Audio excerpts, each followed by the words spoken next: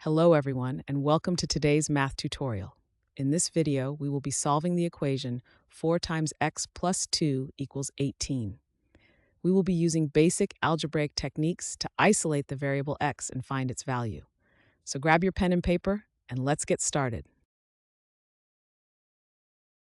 To begin solving the equation 4x plus 2 equals 18, the first step is to isolate the term with the variable.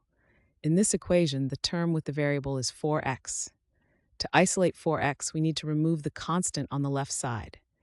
The constant in this case is 2. We remove this constant by performing the opposite arithmetic operation.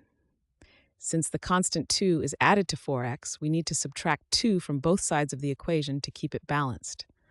So, we subtract 2 from the left side and from the right side.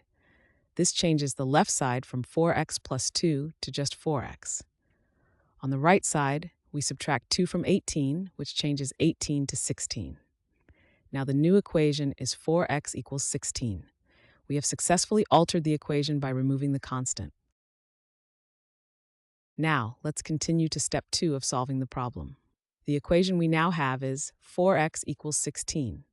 In this step, we need to solve for the variable x by isolating it. Currently, x is being multiplied by 4. To isolate x, we must undo this multiplication. To undo the multiplication of x by 4, we perform the opposite operation, which is division. So we divide both sides of the equation by 4 to keep it balanced. On the left side, dividing 4x by 4 simplifies to just x. On the right side, dividing 16 by 4 gives us 4. Now the equation is x equals 4. This means that the value of the variable x is 4. We have successfully solved for the variable. The final answer is x equals 4. Thanks for watching. I hope this video has helped, and if it did, please drop me a like.